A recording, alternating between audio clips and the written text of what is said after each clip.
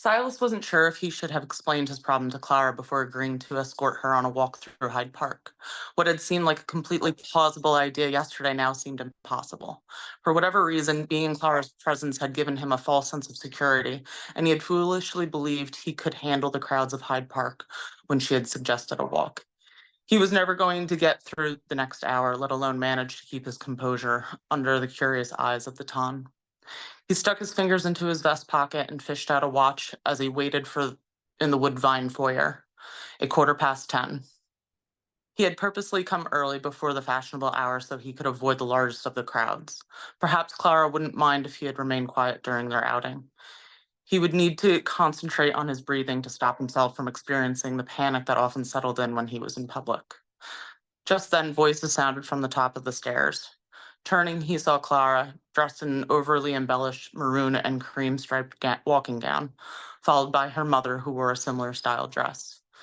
Who in the world was their seamstress? He wondered as his face remained blank upon their descent. Your Grace, Mrs. Woodvine said, coming up to him. We are so grateful to be in your company this morning. The pleasure is all mine, he said, his eyes fixed on Clara. Shall we? Yes, the ladies said in unison as they moved around him. They were out of the house and into the carriage in a matter of minutes. Silas tried to make small talk with the mother, but the closer they got to the park, the warmer his body became. His clothing seemed stifling and too tight. He thought absently as his gaze drifted out the window. Good Lord, why were there so many people here? The sidewalks and roads seemed to be overrun with bodies. Did people really come together at the exact same time each day simply to gossip? Your Grace? He said, turning back to his companions.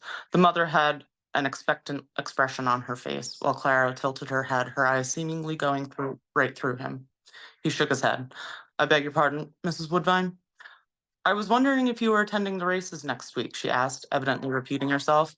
Mr. Woodvine and I had never actually been, and we had planned on going until, well, Mrs. Woodvine glanced at her daughter, and Silas saw Clara blush with displeasure. She means until I caused a scene, Clara said honestly. That's not what I meant, dear, her mother said. It's quite all right, mother. His Grace happens to be on our side. Her eyes flickered to Silas's face. Aren't you? I am, he said, his tone deep and honest, before turning to face Mrs. Woodvine. I actually don't believe a word of what was written about Miss Woodvine. The older woman sighed with reprieve. Well, that is a relief, she said, her shoulders dropping a fraction as she watched her daughter.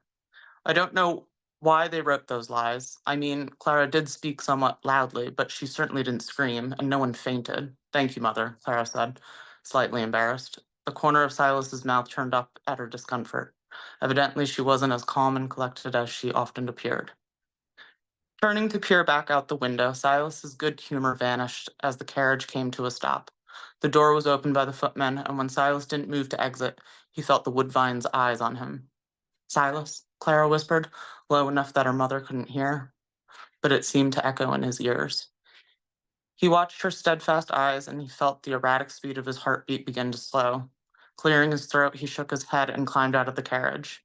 He did not turn around, though he was sure a number of people were watching him as he waited, first to help Mrs. Woodvine out of the carriage, and then Clara. When they were all out, he took a deep breath and offered his arm to Clara. She slowly slid her gloved hand into the crook of his arm, and they turned to follow the wide stretch of path that led into the overcrowded park. Silas felt his mouth dry as he kept his eyes on the tree line.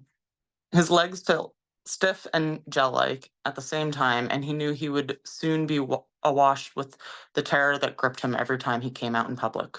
Only this time, as he felt himself trying to float away to internal panic, the small warm grip of Clara's hand held onto him. Are you all right? She whispered, leaning ever so slightly towards him as they walked. Yes, he said gruffly.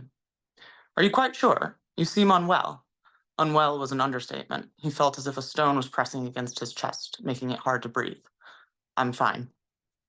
It would be all right if you were unwell, she continued as his panic began to melt into irritation. I would understand it if you wished to turn back. We're not turning back, he bit out in a harsh whisper. Hopefully his tone had scared her off from asking whatever. I wonder if you're coming down with something, she continued. He looked at her out of the corner of his eyes and noticed that she was facing straight ahead. His eyes darted around them, and he realized that nearly everyone they had passed was staring at them, all while Clara prattled off about illnesses. Was she worried about him? Surely not. And yet he wondered if he could tell her about his damned anxiety. Would she be understanding, or would she politely smile and nod at his confession while plotting a way to escape their arrangement? He turned his head and listened as she tensely chattered about this and that. His own anxiety seemed to dim as he gently squeezed his arm around her hand. "You're nervous," he said lowly, and as he bent down to her ear. Clara turned to face him, her bright, clear eyes catching his as he felt a drop in his stomach. What was the matter with him? "If I admit I am, will you tell me what's wrong?" He didn't wish to tell her, but then something in her steady gaze gave him confidence. He exhaled slowly as they walked. "I have an issue being out in crowds like this," he said so quietly he doubted she could hear him over the conversations around them. He bit his tongue before continuing, suddenly bitter by his own weaknesses. "It makes me uncomfortable." When Clara didn't answer, he was sure she believed he was some kind of pitiful fool. How could a man of his size be made to feel uncomfortable in crowds? Her fingers squeezed against his bicep, and he felt the strangest of surges go through him. It was a small reassurance, he knew, but it had surprised him. "Is that why you've not attended anything for the past year?" she asked quietly. "Yes," he answered. She was quiet for a moment before turning her face to him. "Well, if you stay close to me, I'll keep you safe." Silas let out a gentle huff of laughter. What a ridiculous thing to say. She was shorter than him, and while he did not think she was weak, the differences in their physical power were evident. It was preposterous to think that this woman could keep him safe from anything, and so he laughed, but Clara did not. His brow creased. "You're serious?" "Very much so." "And how would you be able to keep me safe?" "Distraction," she said, as they slowed their steps, coming to a particularly crowded section of the Carstone path. "If you feel weary about crowds, you might only focus on me, and in doing so, forget that there are people around." "And you think that would work?" "It's working now, isn't it?" she asked. Silas wasn't able to argue with her. The misery he had felt along their ride to the park had subdued the moment she touched his arm. Maybe she was onto something. "I suppose I should keep you near me then." Clara smiled at him, but seemed oblivious to his meaning. "I wouldn't mind," she said. "But if you're ever not close by and you find yourself experiencing the same feeling, remember that it will pass. Let it be." He scoffed. "Easy for you to say. You've obviously never experienced it." "No," she admitted. "But a friend of mine's mother was a nervous sort of woman." Silas glared down at her and she blanched. "Not that I'm calling you nervous, or a woman." Clara bit her lip, obviously worried that she had offended him. Silas breathed deeply. "This woman," he said, ignoring her apology. "Who was she?" Clara smiled wistfully. "My dear friend Holly Smith's mother, Lady Smith." "Perhaps you knew her?" "She passed away about 5 years ago now, but I remember her quite well. She was always very kind to me." Silas shook his head. "I do not know her, no." "Oh," Clara said, her shoulders dropping a bit. "Well, she was a fine lady, but she often suffered a certain sort of attack, as she put it. Sometimes, when it would happen, her face would become drawn and her eyes appear distant. I remember she would experience them from time to time when I visited. Her eyes would close and she would breathe deeply for several moments before regaining herself. When I asked if she was all right, she told me that she often experienced a terrible bout of anxiety and that she had suffered for many years." Silas was skeptical but curious. "And she closed her eyes to dissuade it?" he asked unbelievingly.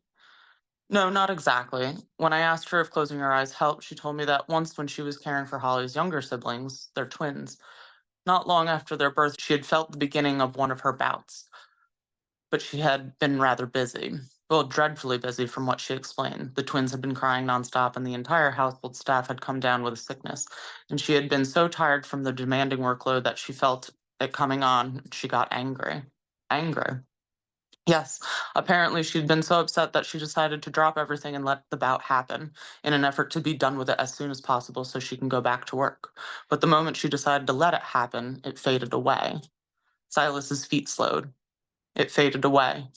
"Yes. You're not serious." "I am," Clara said. "That's what she told me, and that ever since that day, instead of dreading or fighting the feeling, she simply let it be. She would wait for it to come, accept it. But she said that they were never as bad as they had been before that day. But she still suffered from them. I suppose.